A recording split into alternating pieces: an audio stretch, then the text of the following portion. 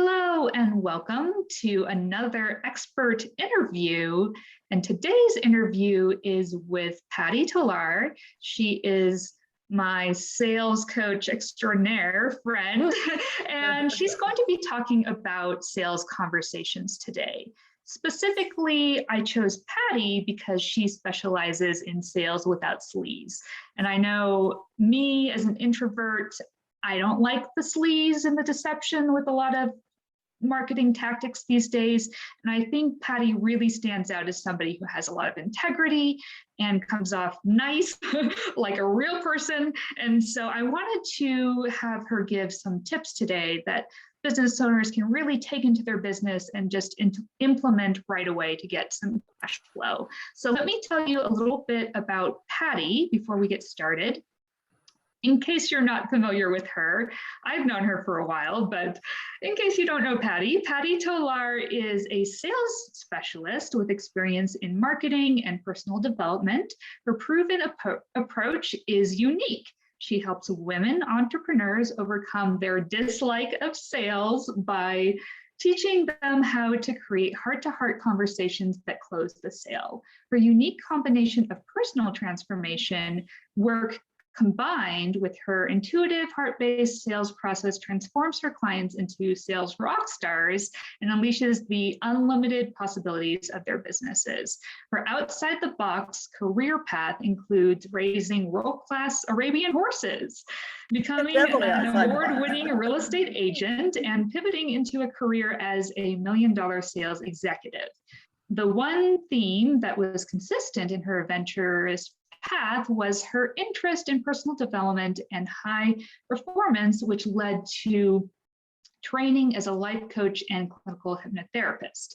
In the past 2 years, she has added even more depth to her knowledge in personal transformation when she completed her training as a equine facilitated coach. Did I say that right? I don't know. We're pretty rare. There's not a lot of us around. Okay, I figured. All right. If you're interested in creating the next level of success professionally and personally, I invite you to schedule a call with Patty to explore the possibility of working with her to bridge the gap between the business you have and the one you desire. And her email is patty@pattytolar.com. I'll put this in the chat for you all. And I also will have it on the replay page in case you don't have the chance to take any notes. Okay, so welcome, Patty. I'm so excited that you're here today. I'm excited to be here with you. Yeah, it's so fun to connect. You know, you and I met in Reno at one of Lena Vinson's events quite a few years ago, and it's just fun to reconnect and support each other as we're growing our businesses. So yes, awesome. And it was, I don't even remember what year that was. We were at a live networking event, and Patty and I think we were just sitting next to each other. Yeah, we just connected.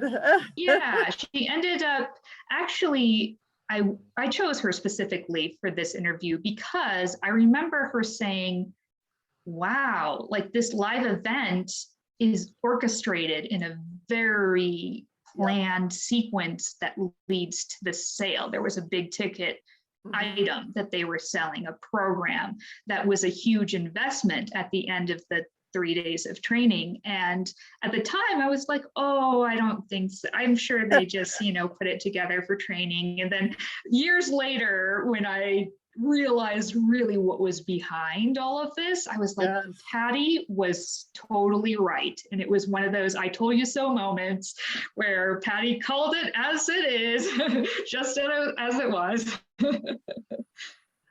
Yeah, it was fascinating to watch it unfold and how perfectly orchestrated. I actually went to dinner with a couple of Alina's people after the event, and I complimented, I think, Kelly Jo, I think was the gal's name, to actually help the construction of the sequence. But I think you have to be pretty, sales aware to do it. And I wouldn't say it wasn't necessarily sleazy. It was just brilliantly done. and the objective was to move them into purchasing the mastermind, which was fairly high end by based on my wallet, and that she was doing. And but it was a fun event. I enjoyed it, but definitely an eye opener, as I'm becoming more aware of how these live events are created. And the purpose of them is almost always to lead you into a high ticket item.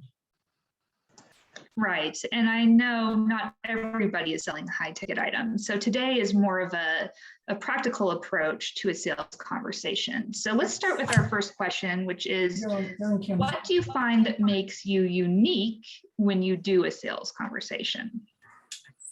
Can you turn off? So I have a very unique approach, and I do have a lot of business to business sales background. So I've had all the traditional training, but I am an introvert.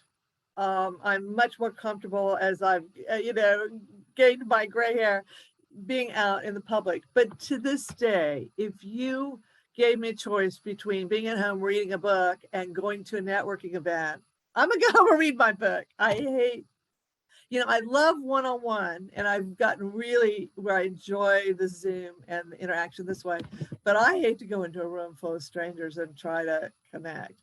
So my approach is really, the focus is on delivering the benefits to the client. It's all about the client.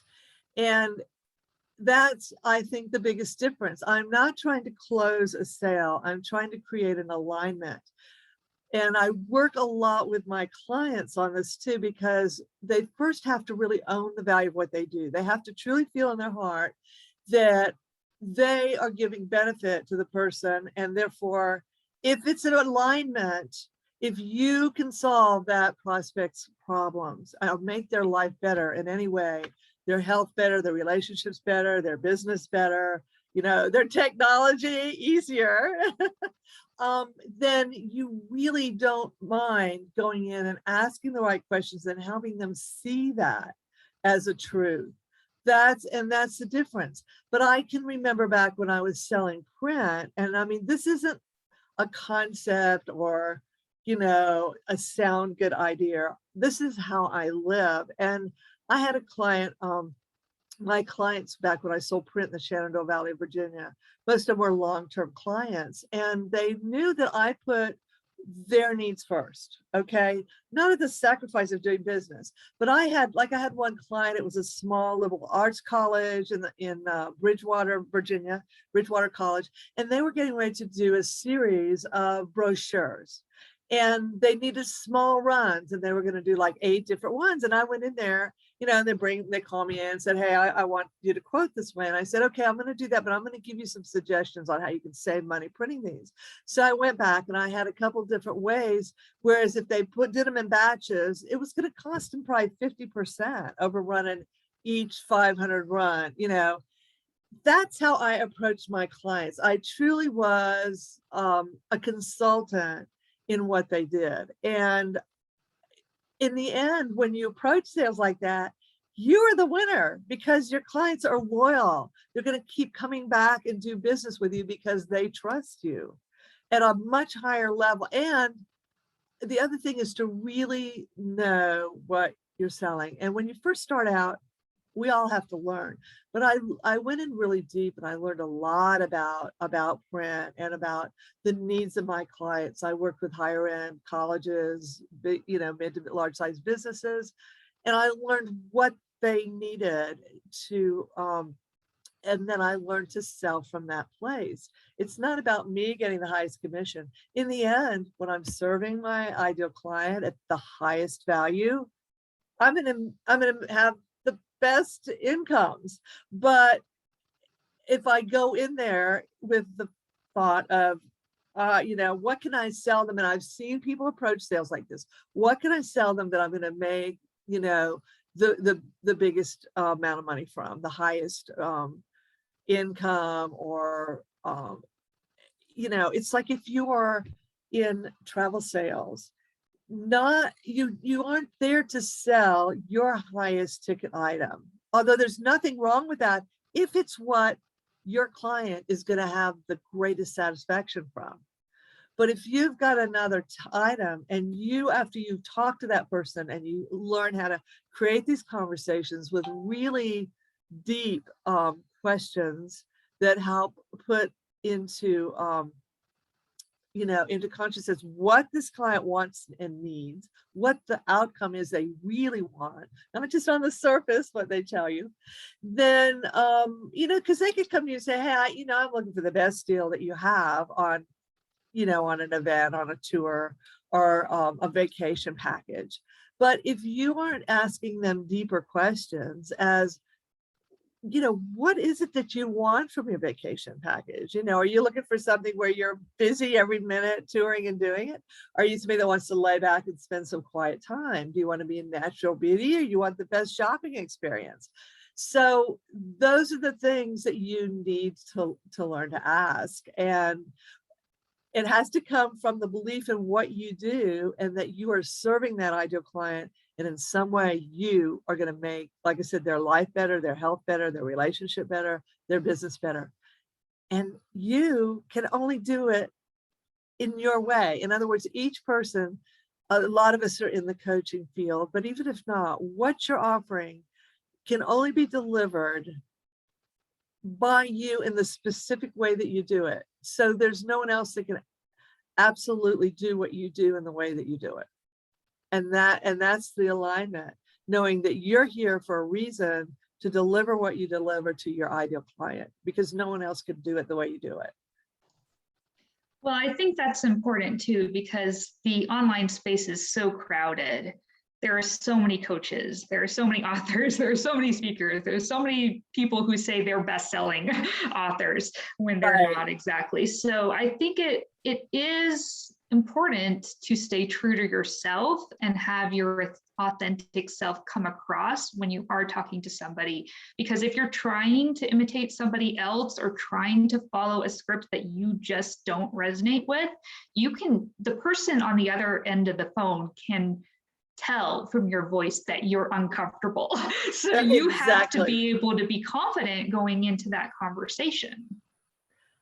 You are totally right. And you're being a poor imitation of somebody else instead of your most magnificent self, offering that person the gift that you're here to offer at this time in your life.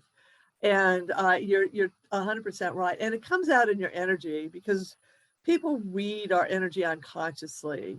We all have a frequency or whatever that we vibrate at. And when you're trying to be somebody or something that you're not, it's just, you're not going to make that honest, true connection. And the people that you're talking to, the person that you're talking to, it's likely that they aren't going to truly open up and answer your questions from their authentic self as well. Yeah, so it's a matter of building trust. And I know it's a little bit of an awkward dance, especially if you're not an extrovert.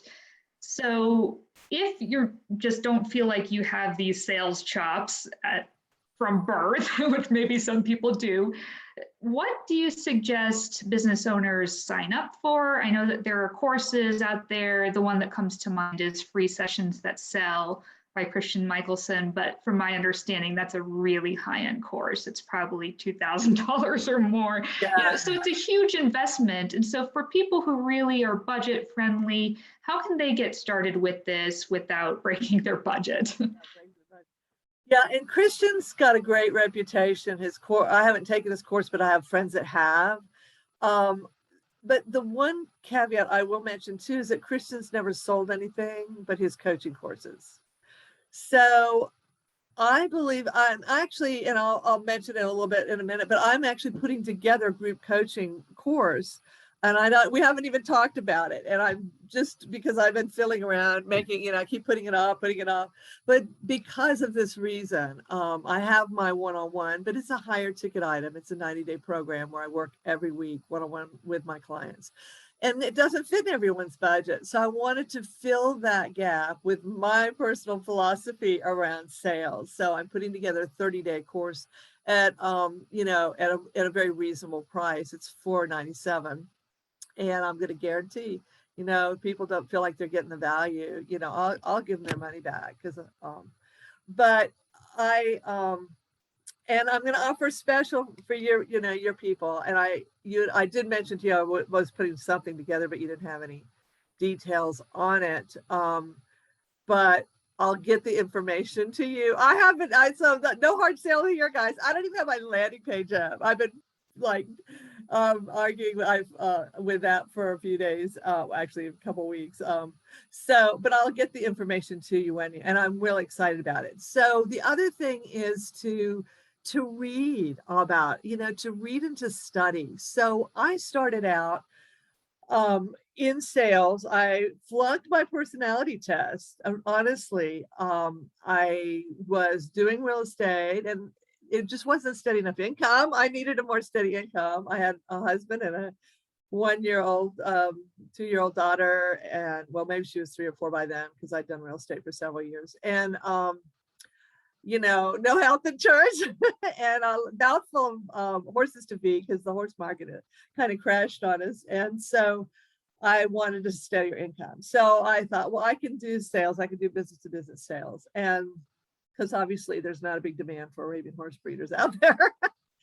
And so they just started doing these personality tests and they made me take it and I flunked it, honestly. They, you know, the first person wouldn't even give me an interview. The second person, in the meantime, I was getting where I really needed this job. I decided I had to have it. And I had applied for a company that I knew of. They were a local print company. I'd been a customer of theirs. And I really wanted this job. And so someone introduced me to Think and Grow Rich. So that's why I know I seem like I'm going around the block a little bit. And I used the principle. It was the first time I'd ever been introduced into any of the mindset, you know, the law of attraction, any of that stuff. And it was just like, wow.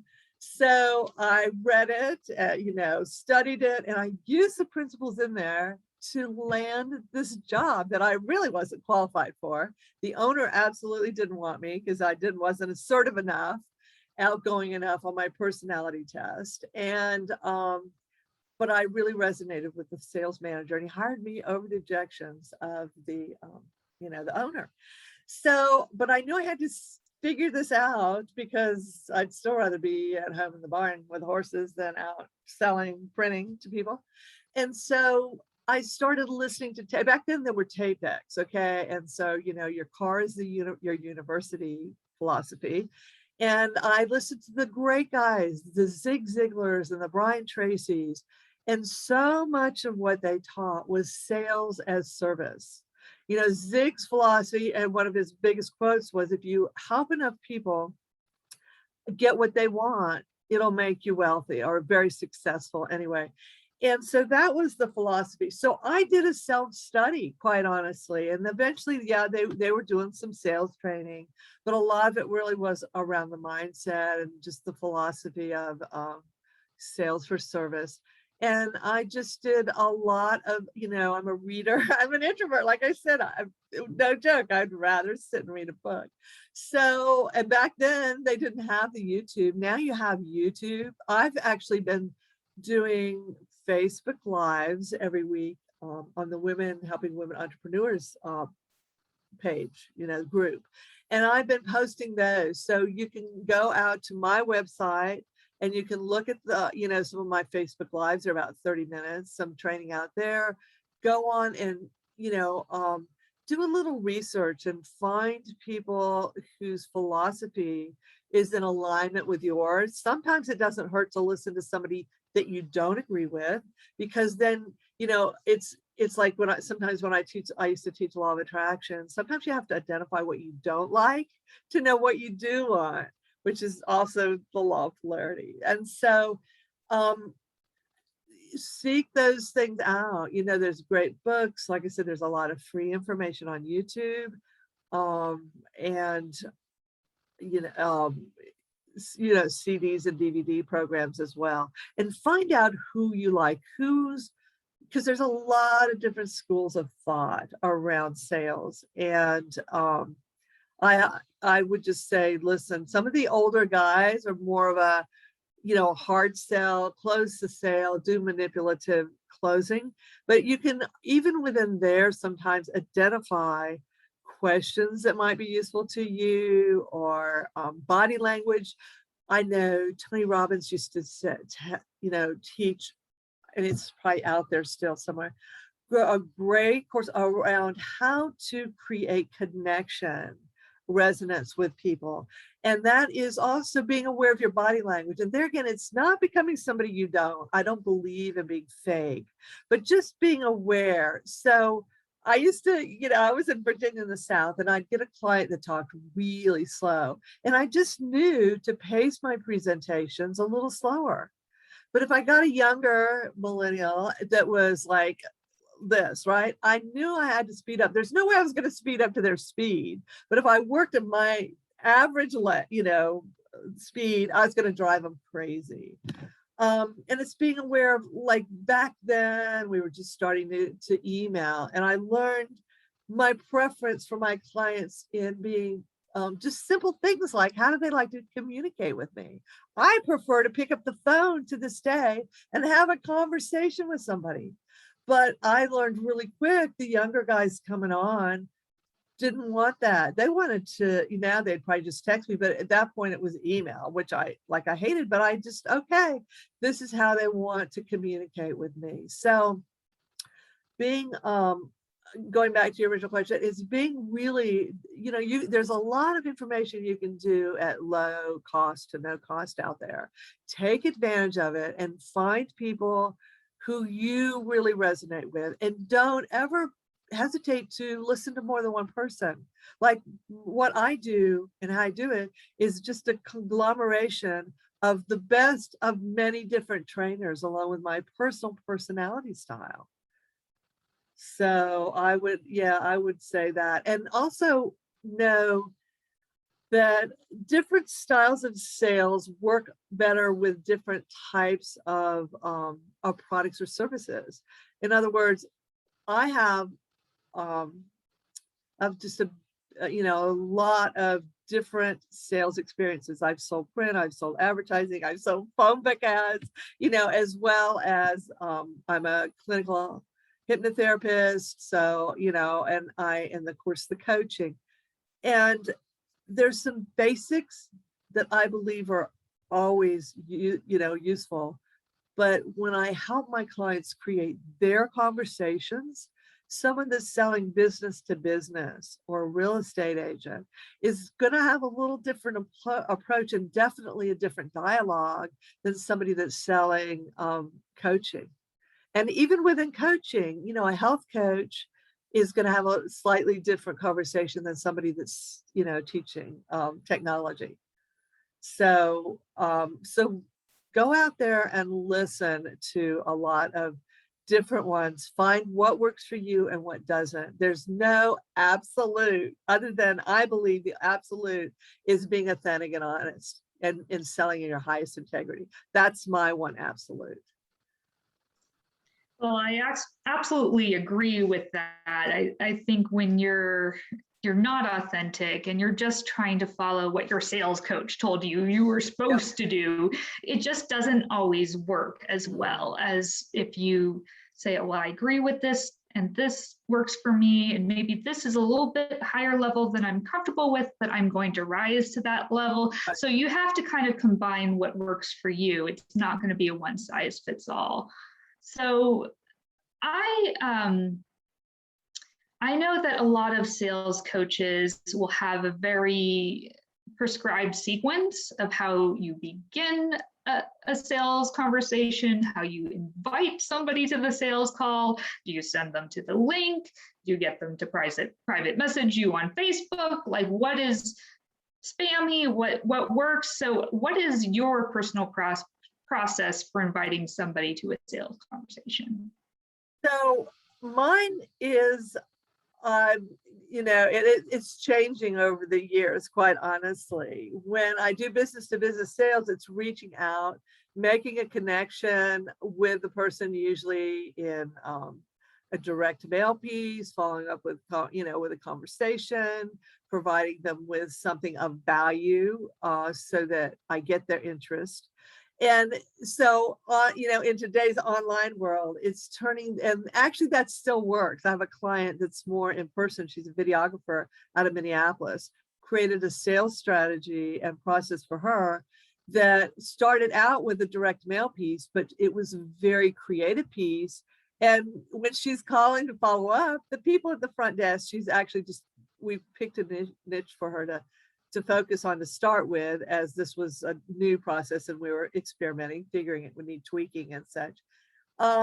They're like, oh, my doctor, he mentioned you. He wants to talk to you because it's such a creative piece. It's catching their idea, their attention. So online is harder. I'm really honest. So when I was taught sales, and we were going out in person, business to business, which is still, there's a lot of people still, selling that way. 7 to 10 contacts. And that's the one thing that really people aren't impressed enough about. Okay. They're just, sometimes it's mentioned, but when I help my clients create a sales process, which is the actual steps, and that's what you're talking about, we have to keep, and they say online it's more like 12 to 20 connections, contacts to get someone's interest. And I won't even say close the sale. So these high up gurus that are teaching you to close the sale in one conversation, it can be done, but don't expect it to happen every time. And that doesn't mean you won't get the sale. So having how you lead them is going to depend on your personality and what you're comfortable with. I'm using Facebook Lives on this page. It's a paid, and most of the time it's gonna cost a little bit. You're gonna investment in your business. Okay, so I'm able to promote. It's a huge group of women. And part of that is I'm allowed to do a live a week. And so I'm starting to build some interest, but it wasn't like I went out and did 2 Facebook Lives and people are standing in line. I'm just very authentic. I'm being honest with you guys. So it's more like, I've been doing it 2 months now and I'm starting, to get some clients. I got one out, Australia and that thing. So the most important thing is that you know what your message is, you know who your message needs to be in front of, and that you do it consistently. So if you're on Facebook, and this has been my biggest, like I said, I'm authentic. I haven't been as consistent as I needed to be. The more I'm consistent, the more I'm attracting clients into my realm. The more I stand in my power of my message, where I'm truly in the belief of it in my heart, in the very center of who I'm being, that I believe the work I'm doing at this time of my life is my life's journey and now my soul's calling to share with others. Then they start, this law of attraction starts coming in and you're starting to attract more of your ideal clients. But you've still got to take action because we live in the physical manifested world. And so I'm kind of woo-woo, but I'm also practical. So I believe in the combination. So you have to create a process that works for you. You have to have it planned out. So are you going to be doing Facebook Lives? Are you going to do them every week? What's the focus going to be? And what's the purpose? Where are you leading them to? Are you trying to put them on your list? Are you trying to bring them into a program? Are you trying to bring them into an appointment? So that's one thing I really teach my clients, is to know what your intention is with your interactions. And that was really an important piece for me to learn going into sales. Where was I leading this client or this prospect, and what was the next step I wanted them to take? Well, yeah, ideally we want them to buy something from us, but practically it's usually a process. So be aware of that and know the steps that you take, that you move your clients through, and whether it's an online funnel or that can be a part of it, and you're leading them to the funnel from live events or your Facebook posts, your interaction on Instagram. You've got to know where your clients is. And in LinkedIn, a lot of those that are more business oriented are showing, some positive benefits from being active on LinkedIn. So for each person, and I know it'd be nice if I could say, okay, if you do this, this, and this, which is what you'll find out there on the internet. You're going to have this magical, you're going to have a $10,000 a month business in 60 days consistent. And I just don't think that's the truth.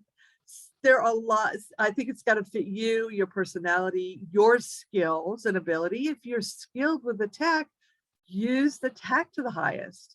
That's not my skill. I'd much rather try to connect with people. I personally also have found I got a lot of my initial clients from the group programs I was in, and I wasn't mining them, which is a huge no-no. That's slammy or sleazy, slimy. But they weren't getting what they needed from these programs. So I have taken several higher end business coaching programs. I'm always looking to up level what I'm doing and getting better at the online game. And so they were attracted to me. In one program, we actually did practice sessions. They encouraged us. They taught you a dialogue to use for your conversations. And they tell you to team up with somebody. I'm like, okay, I'll volunteer. At that time, I was trying to decide whether I was going to be a mindset coach or a sales coach.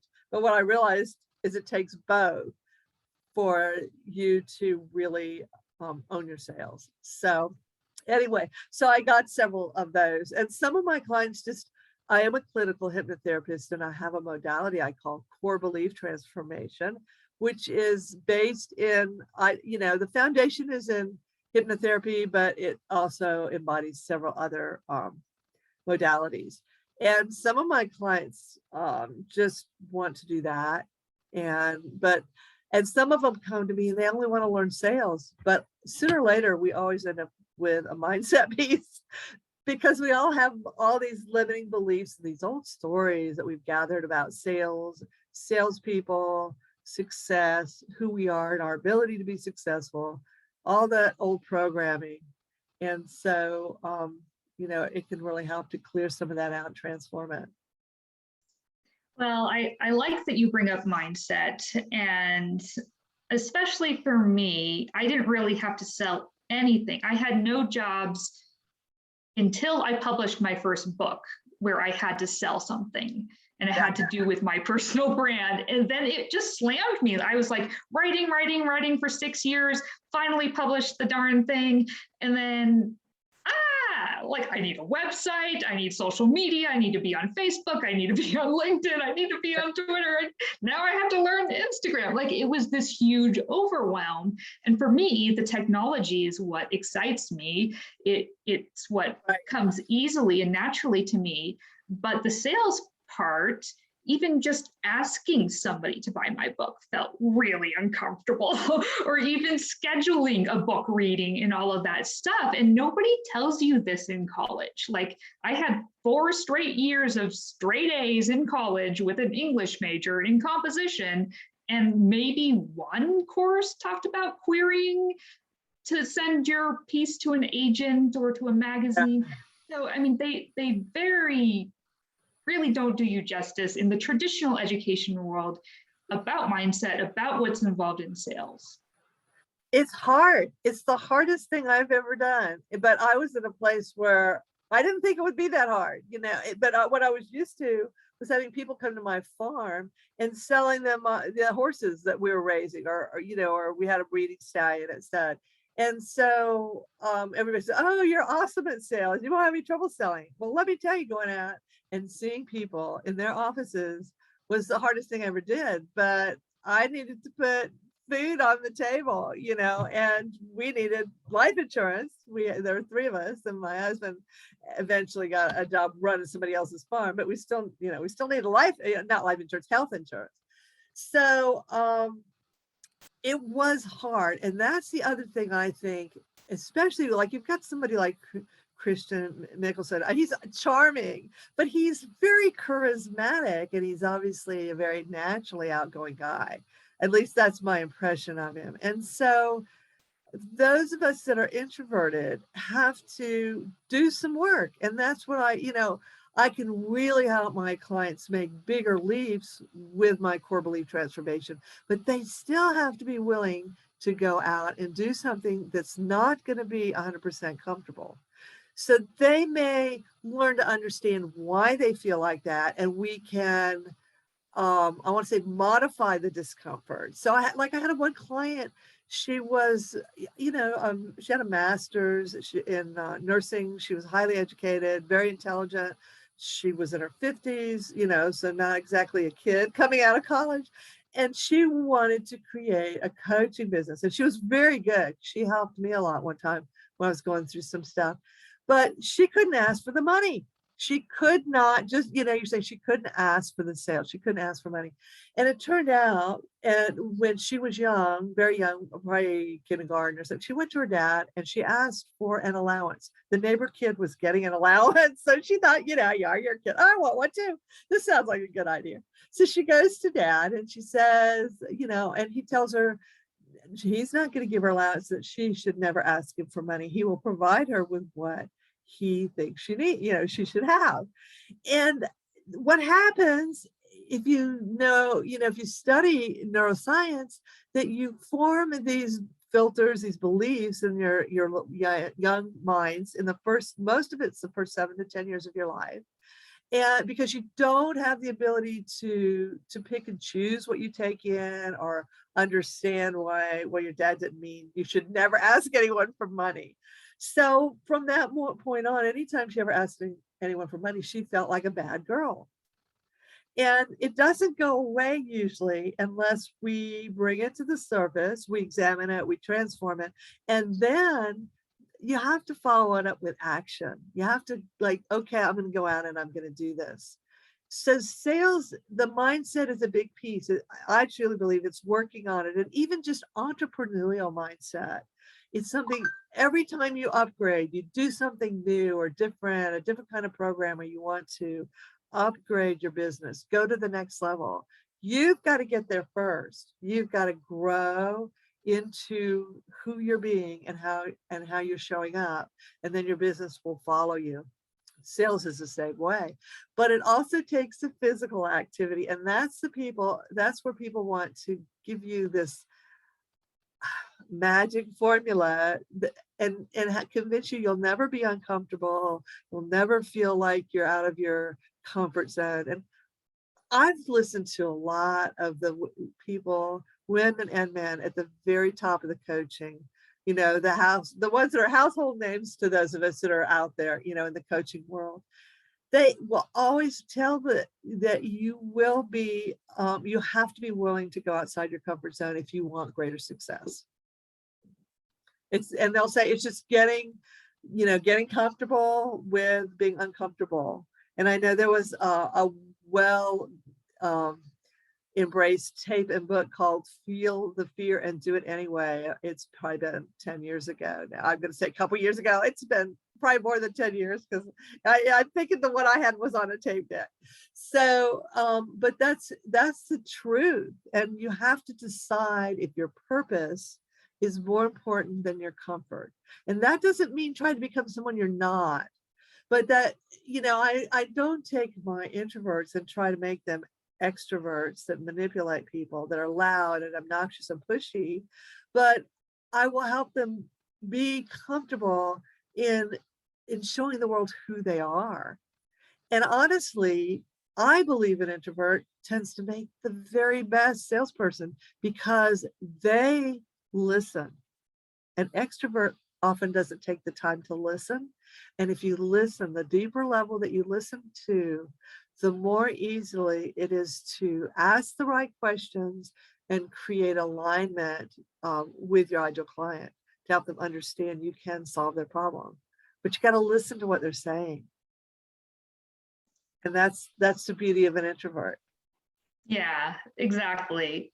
Now, we talked a little bit about technology, and do you use an online scheduler? If so, which one? I know I personally prefer the free Calendly account, I've never had to upgrade in all the years I've done business with Calendly. Probably some point I might if I had a purpose to, but I love that scheduler because you don't even have to have a website to use this scheduler. Yeah. You can just go to calendly.com, you create a free account, it'll sync with your Google Calendar, which I use every day. But for the people who are more traditional, who do business on the phone, or they get a business card and then they call people and make sales calls, and they're a little bit hesitant to get into the online scheduling world, what would you say? What do you use personally? Yeah, like I said, I grew up in a non-techie world, and tech is my nemesis, but I cannot imagine not having an online scheduler, quite honestly. I use Acuity, which is very simple and starts off, you can start off with a free one. I think I pay $5 a month for mine. I mean, it's very, very low cost because I wanted to, I don't know, for there's some reason I wanted to upgrade, and it was not a lot.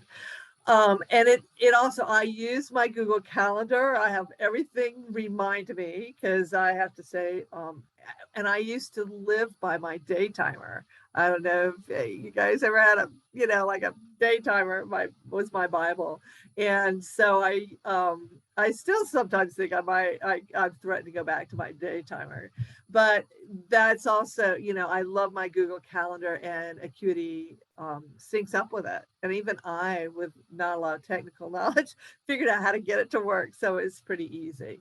So I definitely, I know a lot of people do use the Calendly, and I actually was going to start with that. And my friend who helps me with technology, or was at the time, was using Acuity. And so she helped me set everything up. And and since then I've added, a lot of it. I figured out how to do a lot of it myself, but it's really cool. It's also, the Acuity is very nice if you're doing a simple project, because you can actually set up payments on it.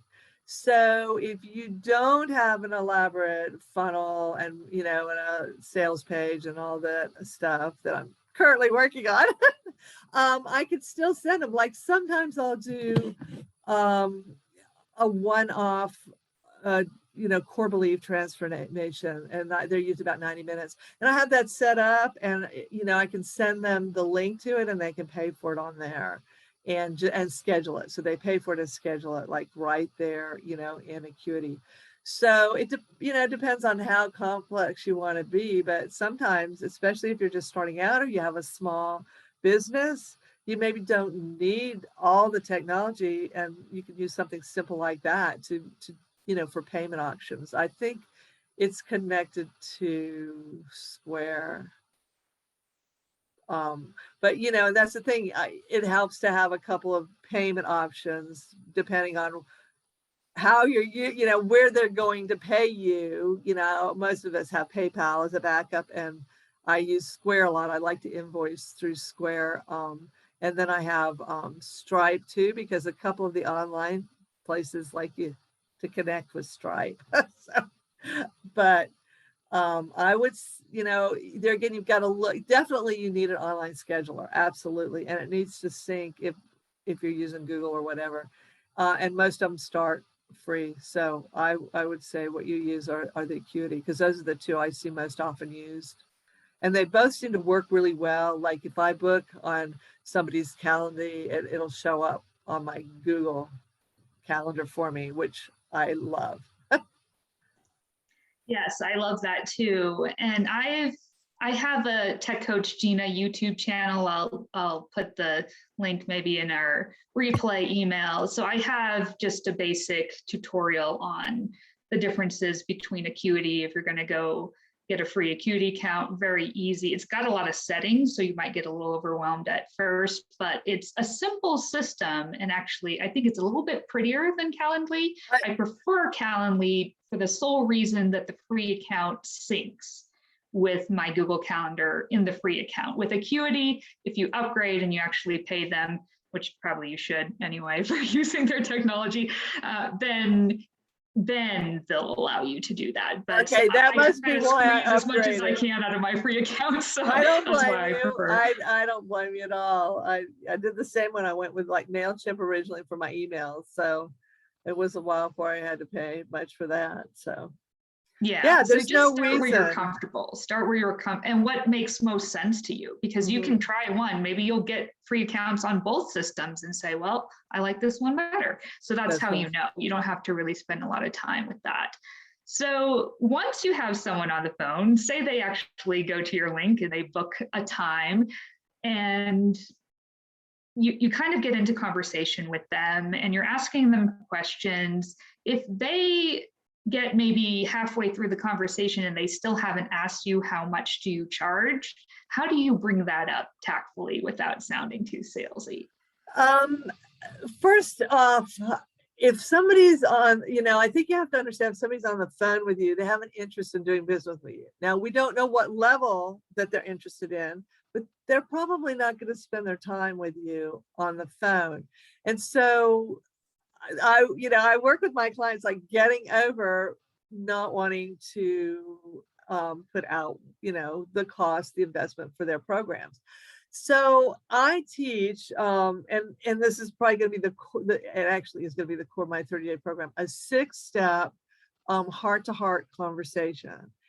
I don't use scripts because I believe everyone has to, create their own that works for them. But I use a template because it gives you some structure about where to go and how to process through the conversation. And as you get more and more of them, you don't always use every step, but in that, so when you're asking the questions, it helps to, and I believe in practicing your questions and in different ways and different timing, so that you don't have to stop and think about what you're going to say. And it's different from memorizing a script. It's just like having a portfolio of questions and ideas to have your conversation around. And so you definitely, it's not manipulative to kind of lead those questions to answers that are going to help you decide, first off, is this a good fit? Do they need what you want? Because if not, I might say, wow, if somebody needs help with their technology, I'd say, well, I know who you need to talk to. Let me get you in touch with Gina. Or I have a friend that does copywriting, and she's brilliant, especially if they're a spiritual entrepreneur. I'm going to send them to her. She's been a client. So you have to be honest with that. Is this something that you can help the client with? It doesn't hurt to ask them, are you ready to do something? Like, you've described this problem to me. That's where the listening comes in, is to really get the information about what it is that they want. What is the problem under the problem, or the benefit under what they tell you they want? So they say they want to lose weight, but the reason you're asking these questions is to find out what their emotional trigger is. What is their real motivation about it, or whatever it is that you're talking about. And then you help them understand, if this is ideal, then you just say, what you've told me is that, and I'll just use, that you are really not comfortable with sales, that, and it sounds like your business is getting stuck around that, because we all know you can't grow your business until you sell. That's what business is about. You're selling a product or a service. And so, this program I have is built for people like you. It's built for non-sales people that don't like sales. Maybe they even hate sales. They're not comfortable. They don't know what to say. A lot of times they really would identify themselves as an introvert.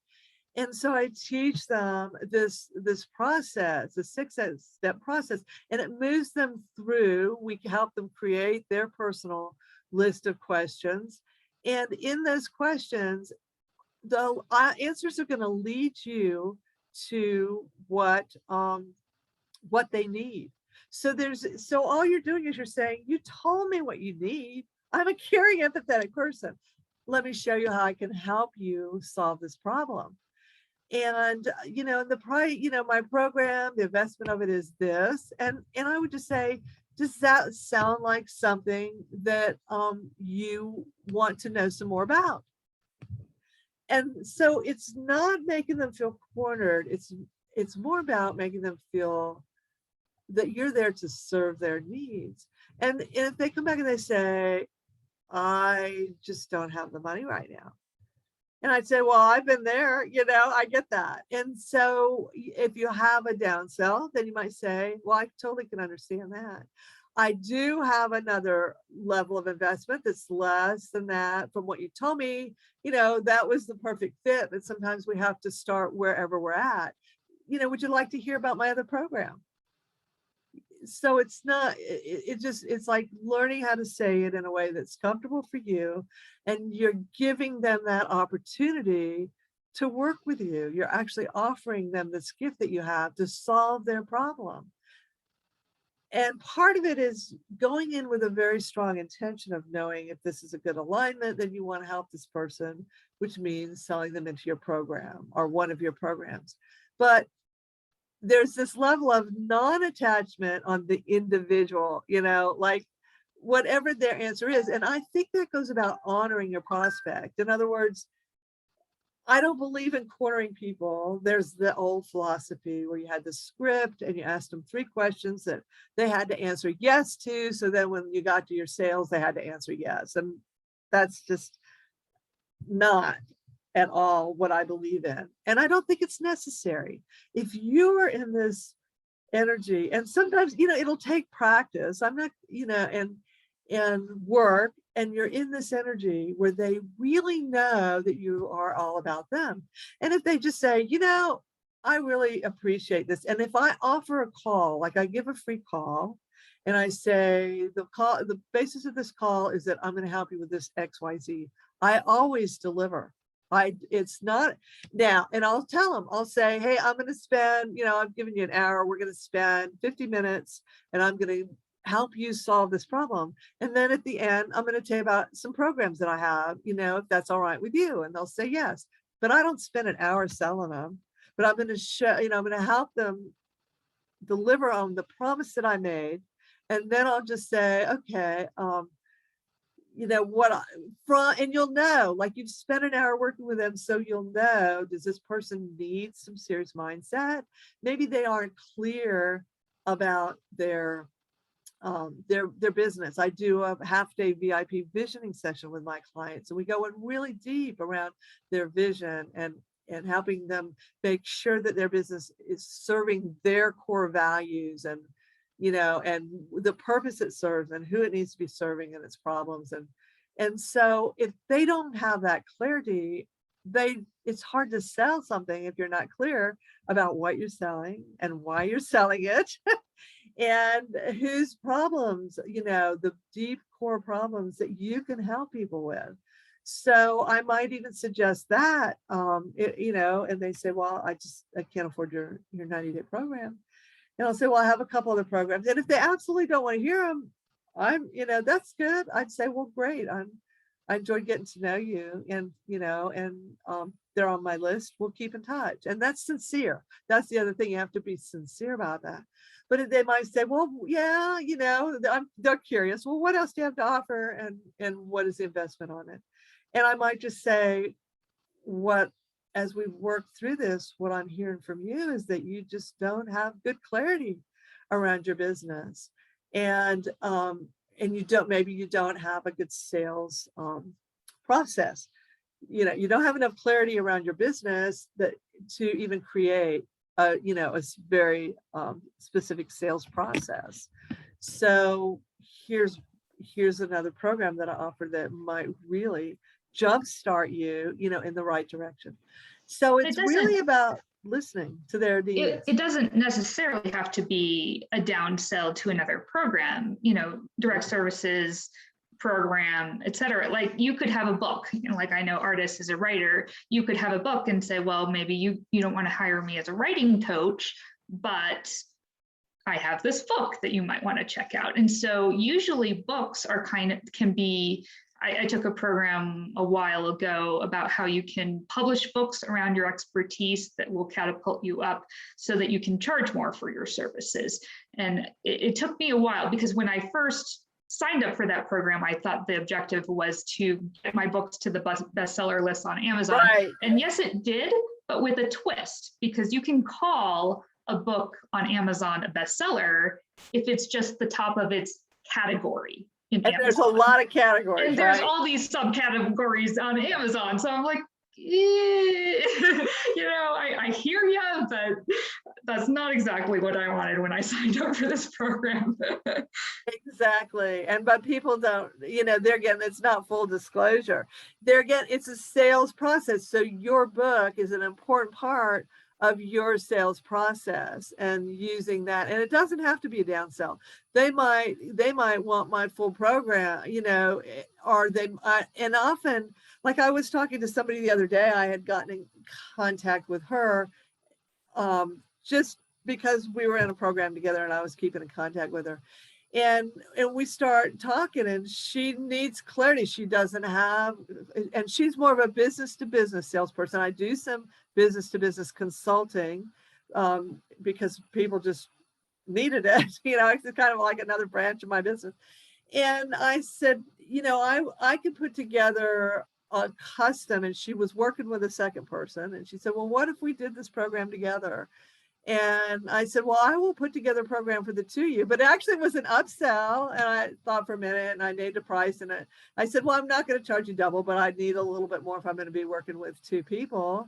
And we'll start with a half a day. We'll get really clear on what your business is about and who you're serving. And then we will, help you create a sales process, which for her will be a combination of, some in-person type of sales. It might be mail or phone or whatever, and then some funnel things as well, emails and such. So it actually, you're right, it was, what she needed was more of an upsell than a downsell. And I'm like, but I am small. I don't have my one-on-one is not super structured. It's what the client needs in the moment, and we address that. But they get a full 90, up to 90 minutes a week with me, and we figure out, what do they need, what's their next step, are they getting tripped up with their mindset, or do they not have their sales conversation down, and so it, but you're totally right. But you got to listen to what they really need, and that comes from not being worried about what you're going to say next. That's the thing. That's why I say it takes practice and experience, because when you quit worrying about what you're going to say, that's when you can listen really deeply to what your prospect is saying. Absolutely. So we're coming to a close on this hour. So any final strategy or tip on how to make sales non-sleazy? Any final thought for us? Absolutely. Come from your authentic self with absolute integrity. That's the most important piece. And always come from service. You are there to serve your clients and your prospects. That's all a business is there for, whether you're delivering a product, or coaching, a service, whatever you're delivering, you want to deliver the highest value possible to them. And so when you come from that place, that doesn't mean being a doormat or allowing people to take advantage of you, because I think as introverts, you really have to learn, that step as well. But it means, whatever you put out, you want it to be high quality. You want to make sure that you're delivering what you say you're delivering, and that you do what you say. Your word is your bond. I mean, I still, for years when I sold that printing, I had clients that did hundreds of thousands of dollars a year in business with me, and we didn't have formal contracts. He did usually do a credit check on a new customer or a prospect, but it didn't, we had our estimates, and that was the agreement. And so you can't, there'll be things that happen in life, but when you come from that place of sincerity and integrity, I believe that you more often attract other people like that to do business with. Oops. I Yes, don't hear that's you. a really Yeah. good point. So I wanted to just close with this nice takeaway that artist had to leave, but she put this in the chat. So she Yeah, says, I thank wanted you to so answer any questions that she had. Yes, yes. So I'll just read this off so that you can see. I don't know if you were seeing the chat, but she said, thank you so much for this interview, Patty. I appreciate your energy, but most importantly, your authenticity. One takeaway was the importance of knowing who the client is, vocationally, generationally, personality-wise, and knowing my intentions before engaging in the conversation in the beginning. I'm sorry I have to leave. Thank you very much for this. So yes, thank you so much for that nice, nice comment. And thank you for spending the time with me. I'll go ahead and wrap up because I know that you are a busy person as well. So I'll get this replay out. I'll send out your email as well and your website if anybody wants to contact Patty. She's a mover and shaker. So even if you miss this next program that she's adding, just email her. She's very nice. So I was gonna say, and I'll send you my scheduling link if they wanted to schedule like a 30-minute call with me, and we can, if they have an interest in my program, they want some more information about it. I would, they could just schedule, a call with me on my calendar, and we'll just talk about it and see if it works, if it's what they need. Very good. Just like we talked about, we'll send you a scheduling link. Okay. Right. Well, thank you so much, Patty. All right. It's been fun. Have an awesome afternoon. I appreciate it. Bye. Bye-bye.